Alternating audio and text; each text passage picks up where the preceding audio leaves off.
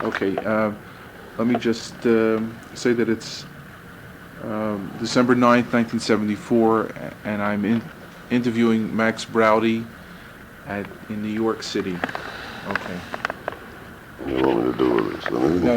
No, just make sure that we get a good recording this time. Let's see, I got Klausner by trading a pistol to the assistant chief of European chaplains. I wanted one more Jewish chaplain. When was this?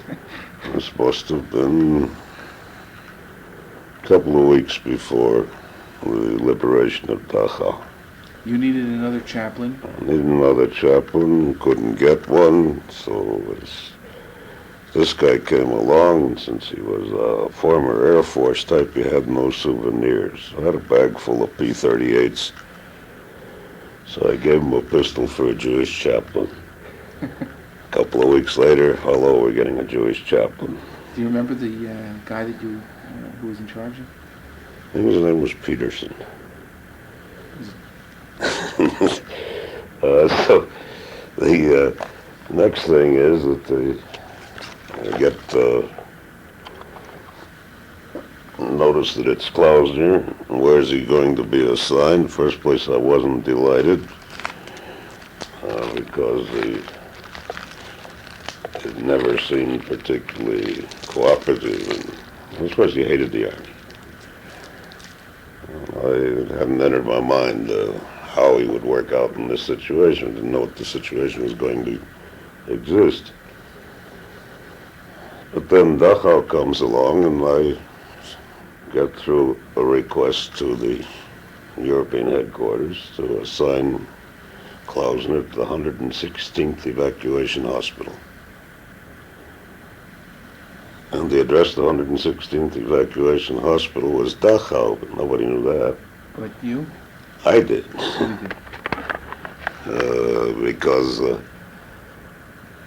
I think we pulled in the 116th on the second day after Dachau was taken. The typhus was rampant. They put an evacuation hospital in. Klausner takes off en route, I don't know from where, wherever he landed. He stops en route in the Riviera or someplace for a couple of weeks. And what the hell's the rush to join an evacuation hospital when the war's over? Mm-hmm. That's what happened. And then he showed up. And that was the beginnings. Tossed him in there. First assignment, it's funny, he didn't find his feet for a week or 10 days. And I came down, he was unhappy, not much to do. At Dachau? Yeah. So I said, for Christ's sake, start making lists of the people. At least people know who survived. Mm-hmm. So he started to make lists. I took him down to Feldafing and took him into the joint, I think, a little later. And then he started to move in on the whole operation. He roamed freely.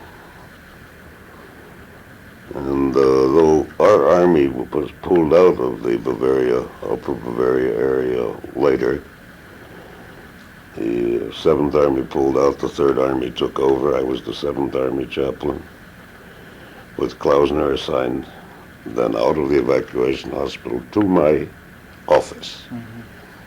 which I don't think he ever saw. Maybe he came in twice in a year. He was to file his monthly report. But he was technically AWOL for a while when he left the Army. Not really. You covered for him. Yeah.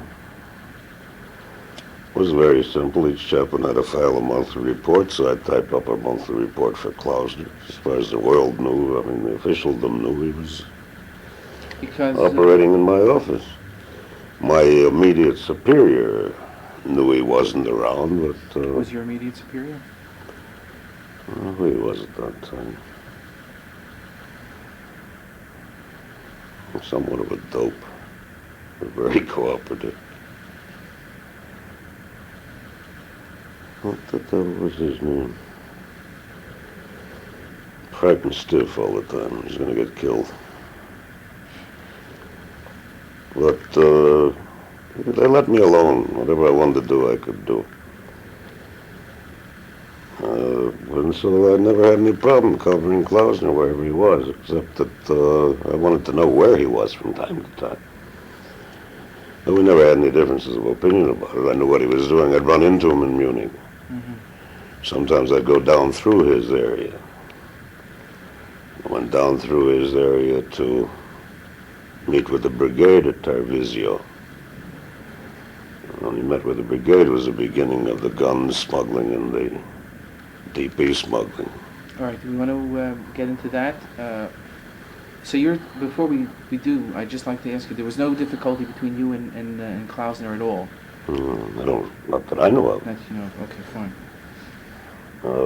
It was just that, I'd yell at him every now and then. What the hell? I mean, About what? if I want to cover you, you should let me know where you're going. I see. If you're taking off for Switzerland for a week, I might need you. I never needed you. Someday somebody's going to ask where the hell you are, so I'd like to know where you are. That would be a 5-minute conversation 3 times, I suppose, in a year. Mm-hmm. But no, I never had any run-in with Klausner at all. Fine.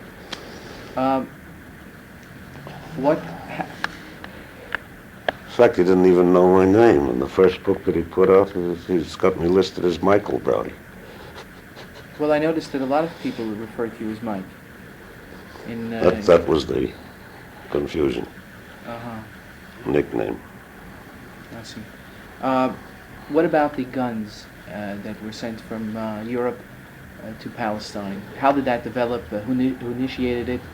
And what happened? To the best of your knowledge. I think, it certainly wasn't initiated by the chaplains. Chaplains helped get them. Right. The idea, I think, was primarily the brigade's inspiration to take the arms out. And how did they contact you? I think the first night they came across the border we met. Do you remember when that would have been? When? What date? Yeah. What month? May, I imagine. May of 45. Yeah. Well, it may have been the end of May or early June. Mm-hmm. But a couple of people in Israel would know. Who would they be? A lawyer by the name of Choter Yishai. Yeah.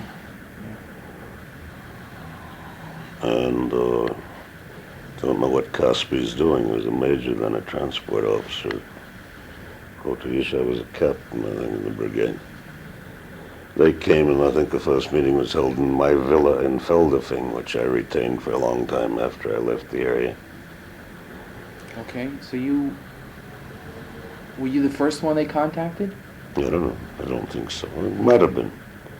It would have been the first camp stop on their way, the first large camp. Mm-hmm. I think they arrived, and Smith was there. And I don't know where I was, but he called me and I drove down through, arriving in the middle of the night at 1 o'clock in the morning or something to meet with him.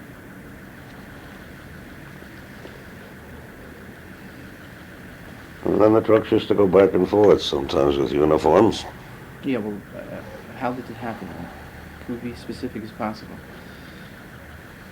You mean the actual operation? Yeah. In other words, they asked you what? They came to you that night in Feldafing. Oh, we talked in general. Then I went down to Tarvisio and we talked some more. And the original, as I recall it, the original contention was to bring some people in. So they brought some boys in from the brigade who remained the shlichim. Yeah, they came into the American zone. Yeah, and the DPs returned in their uniforms. Mm-hmm. You helped them to Tarvisio. I helped them recruit some of the boys to go out. So. You provide anything else?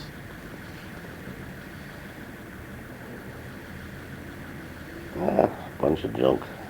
They used to bring up some scotch from the British Army stores. We'd go back with other things. Mm-hmm. We needed a lot of food in those days. We weren't, despite the army rations weren't sufficient, so we were trading off scotch for bread and raiding a few of the storage depots at the proper times to make sure more food would come in. Got even dangerous. We were sometimes overfeeding some of the Jews. They were getting sick from it. They brought in a load of pheasants and quail and strawberries and raspberries and all the things that you'd find in a frozen food warehouse. It's a little bit too much for the people. But that was all around the Munich area, Feldafing, Landsberg, in those camps. Now, these lists, then, actually, the first lists compiled by Klausner were extremely helpful. Because you were getting a little bit of crossfire in the British zone, they started to develop lists. Until the Central Committee established a total registry, these first lists floating around were the first form of contact to see if any other members of the family survived. Now, with regards to the guns, how did that, again, develop? They came to you and they asked you for... Well, from there on, I was out of the way after they got the first contacts. Well, we didn't talk about how they got the first guns. What happened? What happened? I can't remember. I think that we had a flock of Jewish officers and enlisted men here and there in depots. And after the war, a lot of stuff was stored in central depots. And the location of depots, I gave them. You were the only one who had that? I suppose a lot of people knew where the depots were. But I could tell them where the depots were, what the lists of equipment were that were stored there. And I think only on one or two occasions go up and make a contact if there was no contact there. Some cases I could tell them, look, there's a master sergeant by the name of Weir, but his name's not Weir, it's Weinstein. And talk to him. Everybody cooperated.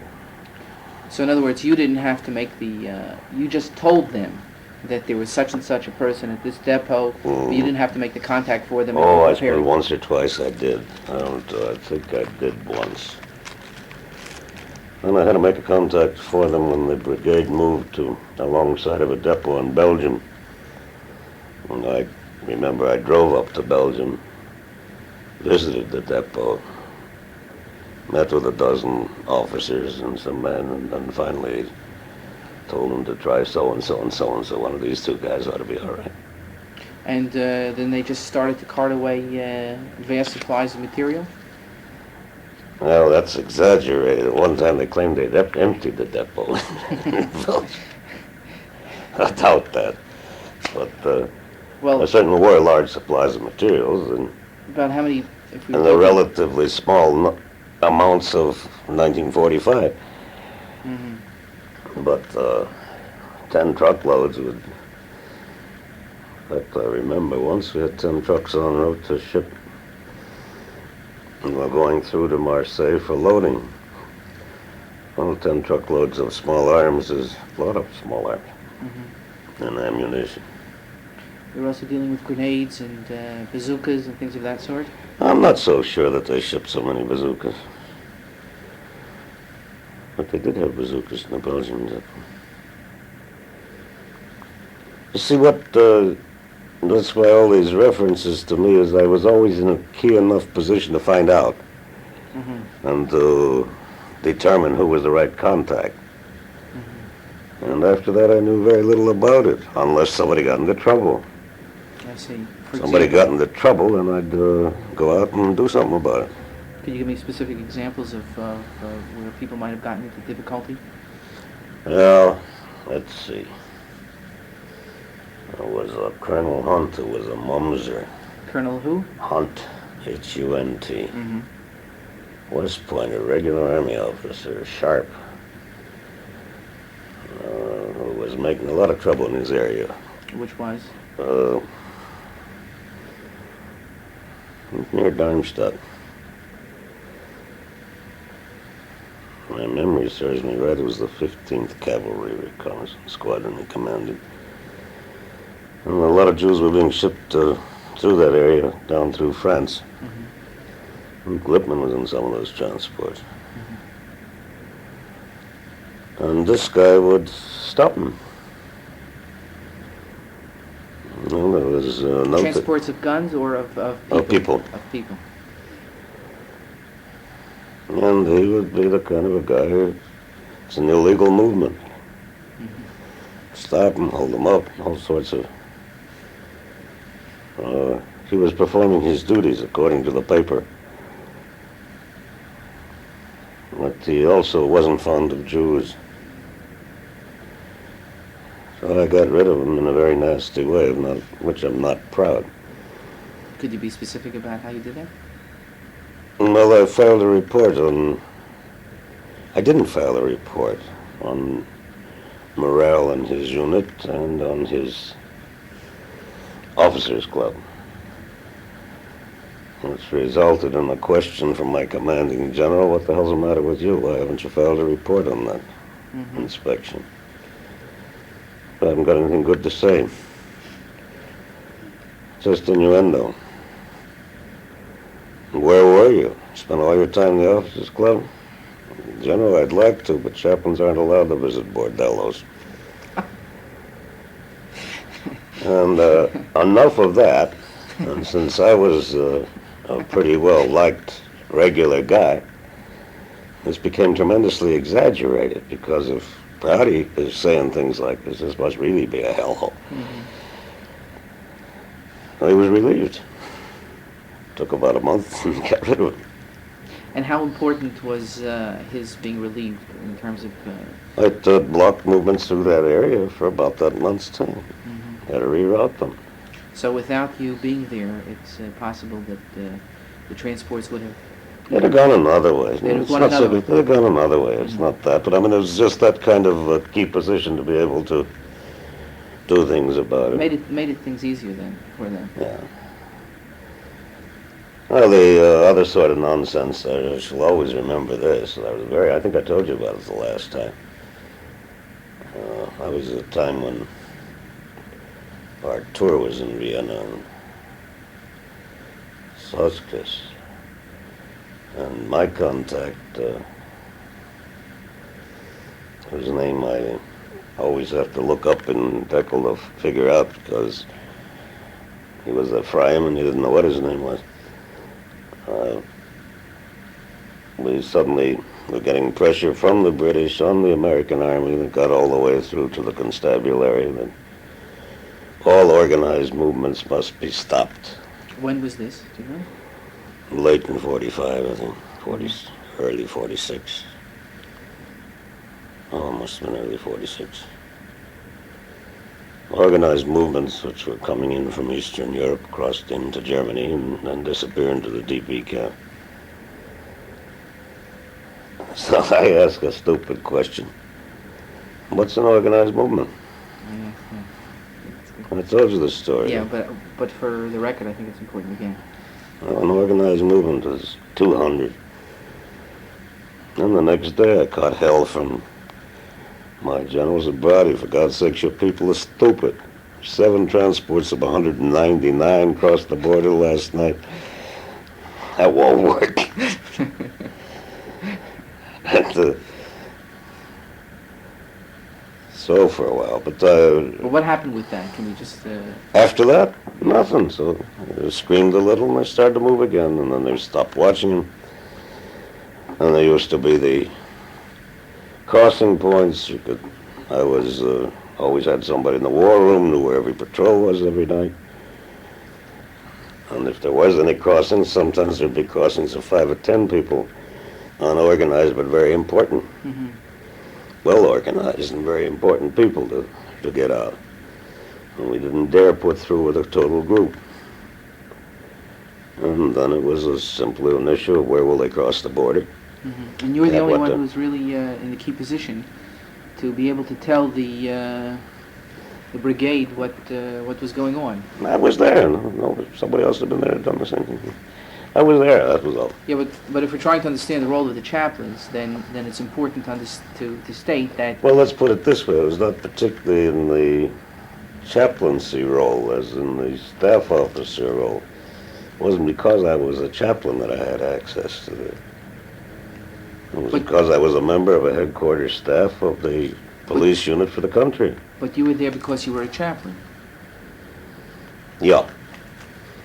In other words, they wouldn't have put you Except in. that most of my functions by that point had, Were not the They regular were- chaplain activity. well, they were administrative, they were military government functions. As soon as a lot of people started to move, I left my own office and moved into the section which dealt with displaced persons, prisoners of war, etc. You moved on your own initiative, or Yeah, and subsequently I got a letter was written by the commanding general assigning me to the concern for the spiritual welfare of all the displaced persons in this occupied zone. No? he was aware of what you were doing in Yeah. essence, and he condoned it. Approved it, condoned it, and And assisted. who is this general? 3. And actually the first one was Patch. And after Patch it was Jeffrey Keyes, who was a fine Catholic gentleman. And after Keyes it was Harman, Ernie Harman. Every one of them knew what I was doing and let me do it. And because I did perform the other function. It was always a side issue. There'd be 1,000 ways you could help. Jews want to put out a newspaper, so they got no paper. Where, for example, did you help them in this? I think that was for the Central Committee that I got the paper and access to a press. He wanted to publish the Talmud, a photo offset copy. I happened to have a Shas with me, which I could loan them to photograph, and then got in the proper Where press was this? visit. Where was this? Heidelberg, actually. It was a lot of fun. People coming in the middle of the night, scaring the hell out of everybody, all playing cops and robbers. And Was it everybody- exaggerated, or you feel that they had to be this secretive? I think they very much enjoyed the illegality of the whole thing. It was an illegality which was known on high and certainly supported more than suppressed. It was known on high, but what about the middle level? That's where you could run into trouble, some stupid captain or lieutenant along the line. So it was actually for their benefit that all of this secretive activity was done. The people on the top levels agreed and approved, but because of the flack that they would get in the middle, they had to. That was the kind of thing they couldn't talk about, but if any issue came up, you knew you could go all the way upstairs and get it solved. Right, but you never wanted to do that unless you had to. We barely had to. Because That you was could just about the circumvent- right level where we could stop it right in my own headquarters without having to go to European Army headquarters. Are there any other examples of this type of thing where you? It seems that, from what you're saying, that you were in a very central position to coordinate, to help out in many ways, and I think that it's important to get the entire story if possible. Now, once upon a time, there was a nice murder committed by a young former Russian partisan commander of a unit who had gone all the way through to Israel, came back to Germany to seek revenge, and became a baker's unit as if they were Polish displaced persons in a SS camp, and baked some arsenic into the bread. Unfortunately, they were only on duty alone. Unfortunately or fortunately, I don't know. They were on duty alone on a Saturday night. On Saturdays, white bread was baked for Sunday. So they couldn't get rid of their whole total 2 kilos of arsenic, which would have wiped out the whole camp. Had to put in minor quantities, otherwise the taste would be there. And sour black bread, they could have succeeded. So I was responsible for the SS prison. I went to the camp to inspect and see what happened. And got rid of these 14 Jews quick. Got them out of the country. You got them out of the country. How did you do that? Through the underground? Yeah. But I was being that kind of a spot where I could come in, somebody'd get arrested. Guy who lives in Geneva now is arrested with what? He's carrying 26 passports, claims to be a Polish DP, never doesn't speak a word of anything except Manchester English. Not even Yiddish. I got him released to my custody for further questioning at higher level. He escaped en route. No? I mean, that sort of thing could happen. When be a situation where anybody was in any kind of trouble, well, somehow they'd get it to me and I'd go in. Or areas of some camp operations where they'd be beating up on Jews. And I could walk in and make sure that it didn't happen very often afterwards. How? Sheer fear of my connections. And I was there. So you had to play up this role as being a person to be feared? Or Yeah, well, it would go, that was the you had to way I create an chose to play it. You know, if somebody talked to me about the elders of Zion, I'd agree with them. If I don't like this, you'll hear about it in Washington. You know. Uh-huh. So you had to create for yourself an aura, in other words. Well, it was there primarily. One of the reasons was that I was at one time the highest ranking major in the U.S. Army. I'd never been promoted. Why? There was a fear at that time of putting Jewish chaplains over others. So, despite the fact that I was only a major, I became a full Army chaplain anyway, with 12 colonels and 50 lieutenant colonels under me, but I could never get the promotion. And somebody would always stop it in theater headquarters. In fact, I remember being in a bar one day in Louisville, and General Craig sits down alongside. God damn it, buddy, you still a major? I said, yeah, but the gold's tarnishing, it looks like silver. I said, you know, I can promote anybody in this army except you. The first guy who comes through the door, I'm going to make a colonel tomorrow. But you, I can't promote. So one guy walked through the door, was a captain, he was a colonel the next day. But there were other Jewish chaplains who got higher grades. Not at that time. Not at that point. So at toward the end of when the war was over, there was no major who had been a major as long as I was. This is a unique status. It's better off being the highest ranking major in the Army than the lowest ranking lieutenant colonel. Plus the fact that all the guys that I knew as captains and majors were generals. So I had a wealth of connections throughout the Army. A world of them. And how did you use these connections? Well, if there was any problem in any place, I'd go and talk to somebody. It was not Colonel so-and-so, it was Jim, it was Ed. Hey, I want some help on this. So how would you characterize your role during this period of time? I mean, more or less troubleshooting, covering, supplies sometimes. Need another 20 trucks somewhere, you get them 20 trucks. but you could do it because of your... But weren't you also concerned about being very Army because you had to... I was. It was because I was very Army that I could do it. Just as simple as that. In other words, if you had been lax... Army was a big lodge, you know. Fellows know each other. They've gone through some things together. You've known them for... I was in the Army for how many years? Well, I'd been in the Army for about 5 years when the war ended. I came in at 40.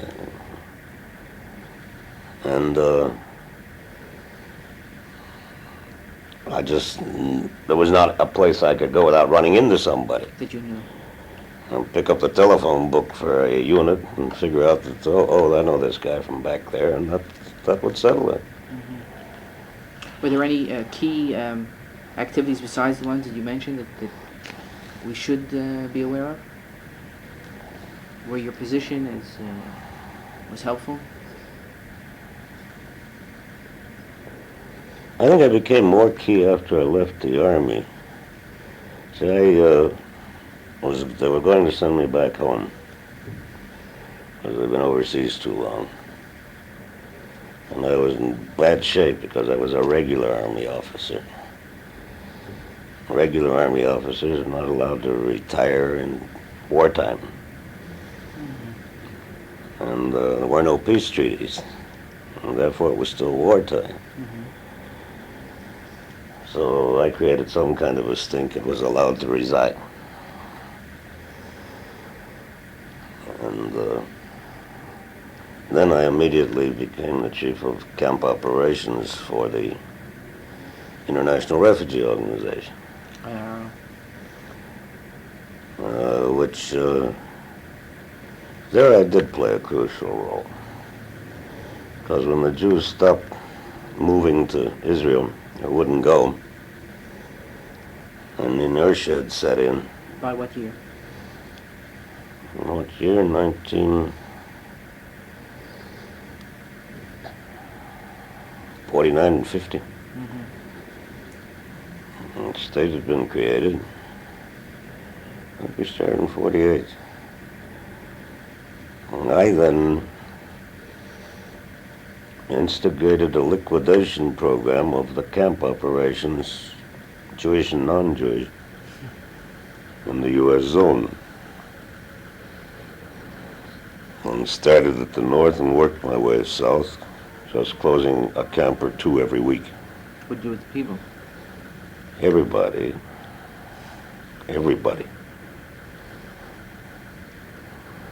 Maybe closing 3 Polish camps and 1 Jewish camp. It wasn't just the Jewish camps. Just went from the top of the map, cleaning out an area after an area of camps, giving everybody 3 choices. If they had a reasonable resettlement opportunity, into a resettlement center and get out of here. If they wanted to move into the German economy, get out and stay here. And if you don't take that choice, you'll move to another camp where you'll stay for another 2 weeks and then move to another camp, and to another camp, and to another camp. I see. And you won't be able to set up in business. And you won't be able to operate in your black market. And that, I think, moved 100,000 Jews to Israel. It was a courageous campaign on the part of the Central Committee backing me in it. Got shot a couple of times. Why? People didn't like you at a point. Jews. Well, we had some pretty tough operators in there when you got down to the nitty-gritty of the black market camps. Camps like Zeilsheim. There's a bunch of Starke in there. Jews were going after each other in black market deals and knifing each other. I mean, knifing. So that's why the previous stuff seems to me to be somewhat of an interesting period, but not as difficult a period as the second part. As the second part, when Jews were really dug into their camps and enjoying it. You couldn't move them into decent quarters. They liked the stables better. Why do you think that was the case? It's the case in any camp operation. They just didn't want to move anymore. They were tired. They'd set up. They'd set up. They were already established. They have the same thing. You couldn't get Jews out of Marlborough in Israel. Yeah. It's the same thing. Exactly the same thing. When this guy gets his eggs, and that guy he sells this to, and that he does that, and he's taking good care of his family. So I think the earlier period fades as less of lesser importance than In the second year. the second half of getting him out of Germany. But then you weren't the chaplain. You were involved with the IRO. But my study was basically on the chaplains. Now, I wanted to know if how you would characterize the role of the chaplains generally during this period, from, let's say, 44 to 48. I think they mobilized the best in the Jewish boys around them and some of the goyim to help with this DP problem. With few exceptions. Do you remember who these exceptions were? No. Their names disappear because you don't want to remember. With few exceptions. There were the GI chaplains who were real GI, who were really real GI, and weren't doing it for any other purpose than the fact that they enjoyed being GI. And who, my concern was my troops. But you didn't have very many of them like that, did you?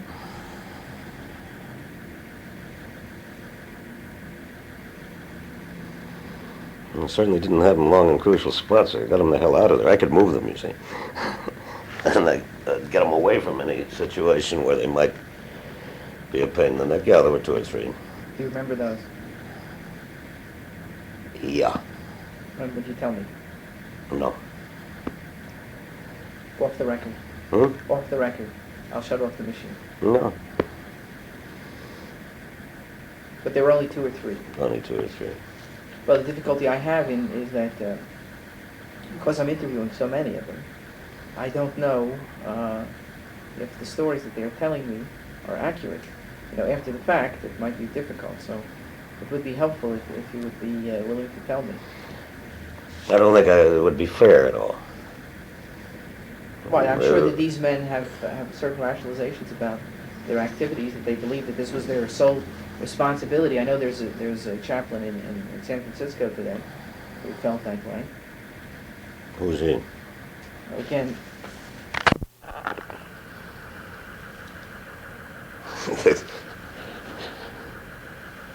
They were the guys who were too stupid to help. You couldn't do much about it. Some of the DPs didn't trust. they didn't trust them because of what?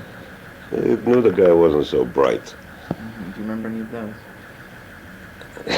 Yeah, but there's some of them that, you have a few who had absolutely, how could I put it, Jewish chaplains without any smell of Yiddishkeit about them. In other words, what are you saying? That they wanted to help, but they didn't know how? They didn't understand. There was a wonderful song which was written by the DPs in Berlin. I don't know if anybody's quoted it to you. The words are such as, a neue chaplain is auch da. Yiddish jochelt nicht kein Wort. Man sagt ihm, es ist auch ein Weh, und meint, dass man sagt, okay. So that this was in Berlin, you say? About a Berlin chaplain? Yeah. Do you remember who the chaplain was? No. His brother was president of the American Medical Association. I don't remember his name. I remember that about him. If I give you a list of chaplains now, would you remember some of these people? I have a list right now. I don't know if I remember them or not. It was funny. But you'd have some guys who, well, there were guys that they were, what's that? Don't worry about the marks, etc.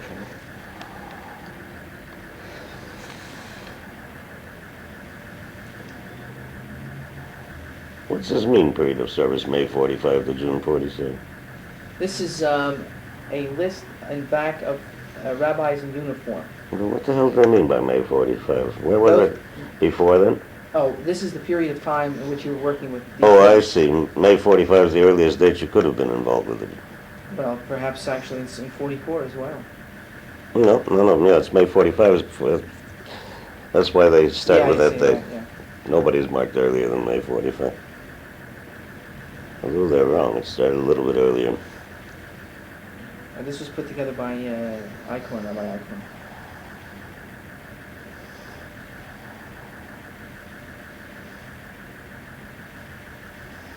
A black bucket operator, he's here too. Who's that?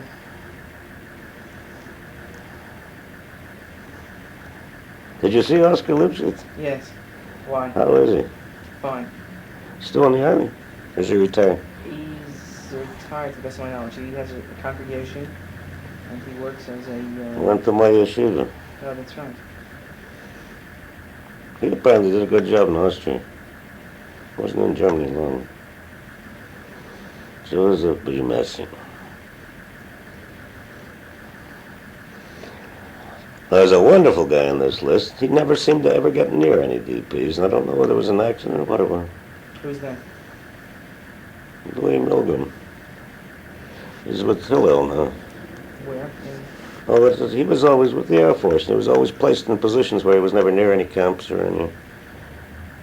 There you go, Jack Ott. He's in California.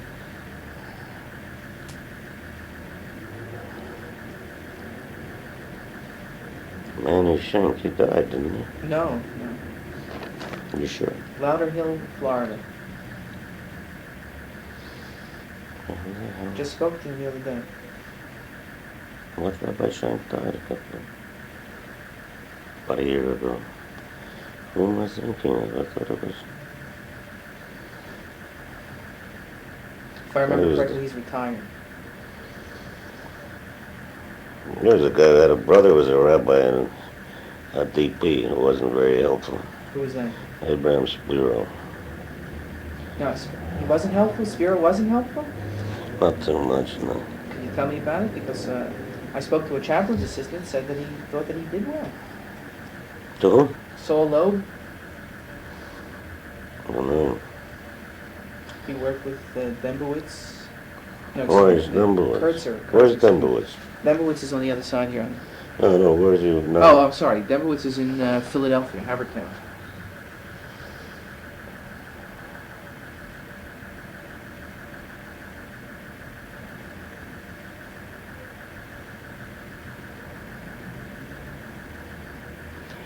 I wonder where the hell Ralph Blumenthal was in Germany.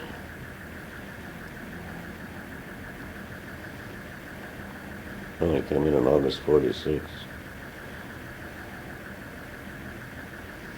It's interesting. Some of these guys I don't know.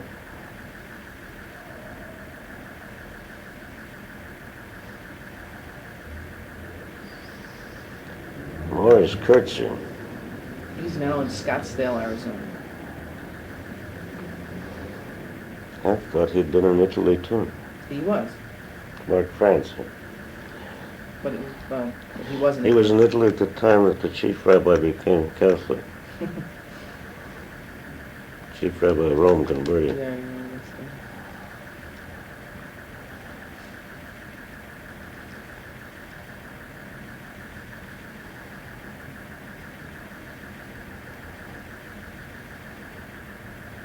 What'd you hear about Sidney K. Mossman? Nothing. Why? He was one that didn't?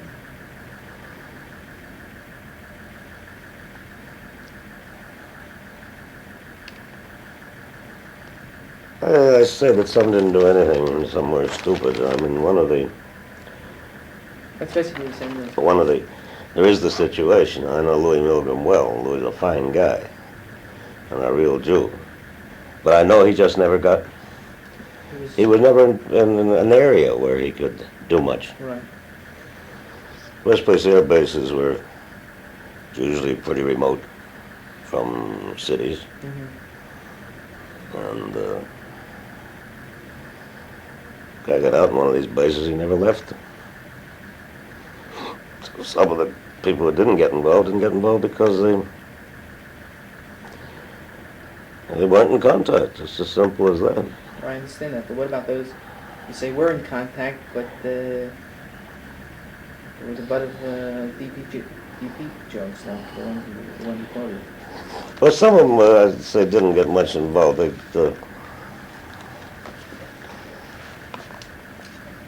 See, it's You can, important. some of them were scared, you know. I can understand that, Yeah. but Some of them felt they were in units where they didn't dare try anything that they'd get into trouble. Look at that. What I mean, you get a guy who was afraid of his own shadow. You'd send somebody to him. Go ask Chaim, maybe he'll give you some gasoline. He's closest to you, you need it in a hurry. You can have the 20 liters in the back of my car, but I can't get you 5,000 gallon or something like that. it's interesting for me, or it's very important for me to know who we're talking about. Because I don't want to be later in a situation where it's very difficult to corroborate a lot of the testimony. Well, why should you take my evidence for it? Well, I appreciate that, but Look, I'm mean, using everybody that I possibly can, you know, and that way I'm getting an idea of what's happening. But I suppose the attitude toward that was, all right, so he's not on the list. I mean, you had guys like Gene Lippman. You'd call him up in the middle of the night and tell him to steal a tank. And it's at this corner. He would go steal the tank. Wouldn't be any questions asked. Was there such an incident where he had to steal the tank? No. Oh, okay. No, but he pulled some pretty heavy jobs in going down through France. He was down at the southern area, I think the Stuttgart area, so when all of the transports going through there, he'd service. There were other guys that you could call up and say, you're going to have 100 kids arriving tonight. Find some place to take care of them. Well, who in your judgment were really the outstanding chaplains of that period that you had to work with?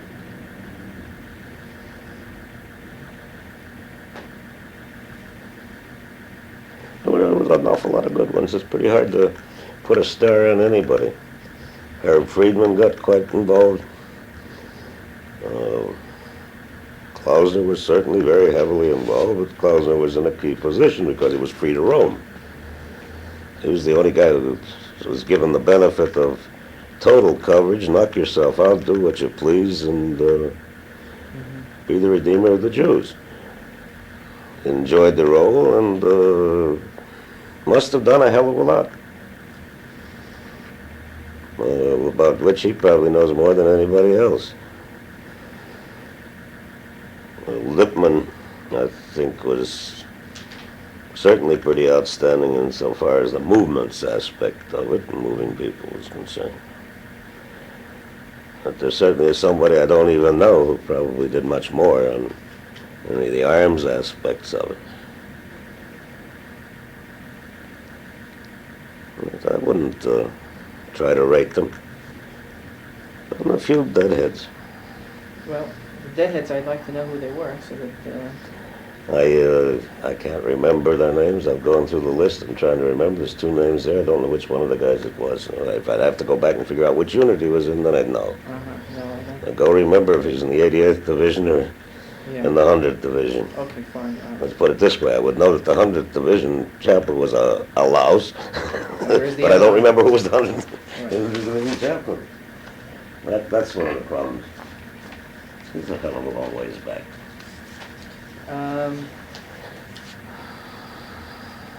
Were you involved in getting packages from the United States and distributing them to the survivors? No, fought that like a tiger. Why? It was a waste of effort and an awful complication. Well, you're the only chaplain I've ever spoken to who felt that way.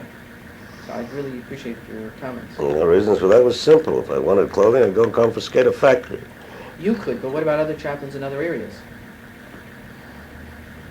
who weren't in the constabulary? Well, that depends upon the period. In the early period after the war, in fact, I heard about the package thing. I had to cover it. To some degree, it was lousing up the Army Postal Services. And so you'd get a complaint. The next chaplain in the next division keeps getting a ton of this and that. Is he black marketing? No, he was distributing the clothing to the poor. What poor? Who needs the clothing? You can always get clothing. You see, things were not quite all that bad in terms of availability of things. Well, I didn't think it was necessary. But I know that There was too much fuss about too little. That's a Simmons slide that it made for involvement. And it did the soldiers more good than it did the DPs.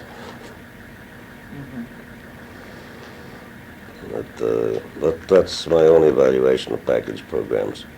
I'm a wholesaler, not a retailer. yeah, but is that fair in terms of the fact that you could have gotten material, but Klausner, for instance, who was one of who had a meeting in November, I believe, in 1945, although he doesn't remember it, but Rabbi Lippman does, that there was a special meeting that he had called together a number of people to talk about this, and they started it, but on other areas, other chaplains felt the need that even the GIs themselves saw the need, and some even started before they, in other words, so that they felt that they couldn't get access to enough material, that other material was needed to come in from the outside. They probably knew better. But They probably knew better. Of course, I stayed on long enough to see the surpluses sold. it was sold on the black market. Yeah. But this happened in every place, but the material that they used, Oh, I'm even talking about the surpluses which relief agencies like the Joint brought in and had left because there was more than was needed. but that happens in every relief operation. The Army had much more than they needed as well. Yeah. That's why it was always available.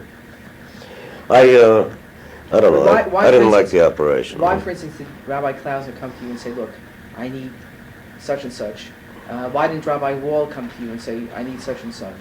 Can you get it for me? Obviously, they felt, and the GIs at that point felt that it was necessary to get it from home because they couldn't get it at the bases.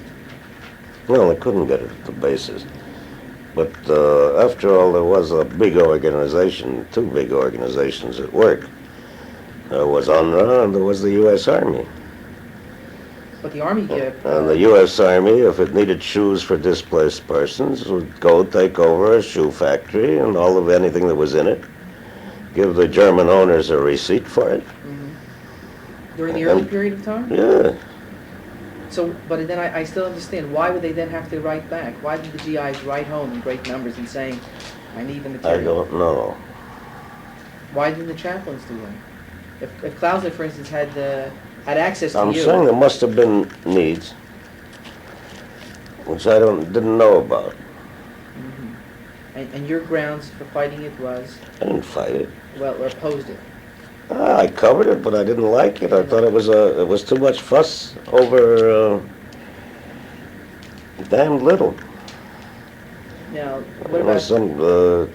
there are package programs operating today from South Africa to Israel, which costs, I think, about 65,000 pounds a year, which I'm sure is a meaningless operation as far as the agency is concerned. The agency would rather have the 65,000 pounds than the clothing which is sent in, because A, is there enough for everybody? There never will be on that basis. Is it equal? No. Can't be. So rather than have Sadie get a coat which came from Saks Fifth Avenue and the other one which came from Schluckhaus and Delancey Street, I'd rather that they were both wearing the same coat which came out of a German factory. It was brand new. And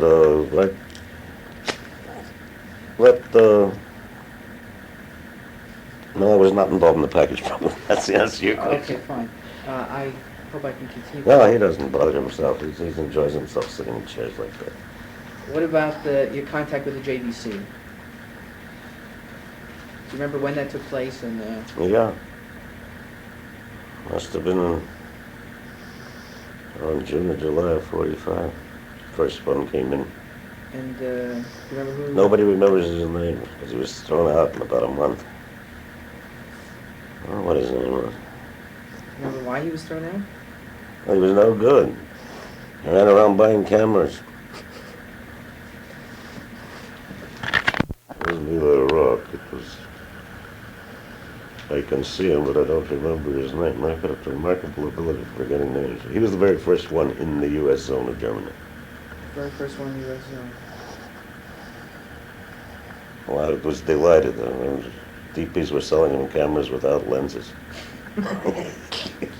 Couldn't understand. And he was getting pictures out of them. So he operated like a pinhole camera. He was the only guy I saw with 35 millimeter cameras without lenses. I'm a sugar. Then the next guy who came in was Jake Trobe. Yeah, and And do you associate with him in any way? Do you have any contact? Jake was sitting way upstairs. And he got into trouble, I think, with General Sir Frederick Morgan. And moved down to Italy. Then the first guy in Mostrasse that I remember was Levi Becker, I think. No, there was a guy before him, which was an anthologist. What's his name? Schwartz. Leo Schwartz. Leo Schwartz. Leo Schwartz, Levi Becker, Charlie Passman. Do you know where Passman is today? Passman died. Oh. Died in Israel. He was later director of Malbane until he retired at the age of 70. Or 70 plus. And Sam Haber. Do you remember anything about that aspect of the chaplain? Being a chaplain, and did you see, how did you work with him? Well, Klausner was when he was in the Munich area, and JDC headquarters was in Munich primarily. And it was the funniest setup under the sun. We used to have a big living room there, and all the goyles would come down in their bathrobes for breakfast. The goyles, the youngish girls, I mean, probably were young then, with social workers. And Klausner was king of the harem. My contacts with the joint were, well, constant in terms of getting them services from UNRWA and military government. You had a problem, I'd hear about it. And then the advisor's office was set up, and I'd go through another channel. I'd ask the advisor, then call me and see if we could settle it. But after they finally got started, I really went to town. But I think it must have taken 3-4 months. So you were pretty critical of their activities during the first period of time? Well, you can't. They couldn't get people in that quickly. Mm-hmm. It was not so much the availability. There were problems with permits which couldn't be straightened out. Sometimes for a month at a time. Mm-hmm. And we'd be sitting in Paris waiting to come into Germany. Can't get a military entrance permit. The first couple of months it was that sort of thing. And then the first people who came in didn't have the whole apparatus behind them. Well, I suppose in retrospect they probably got going in about 3 months after they came in. And that's probably pretty good timing. Mm-hmm. At that time it seemed like years. Yes, but if the chaplains hadn't been there, what would have happened? Yeah, that's why the chaplains were very critical, not early. Well, what would you think would have happened if the chaplains weren't there during that period?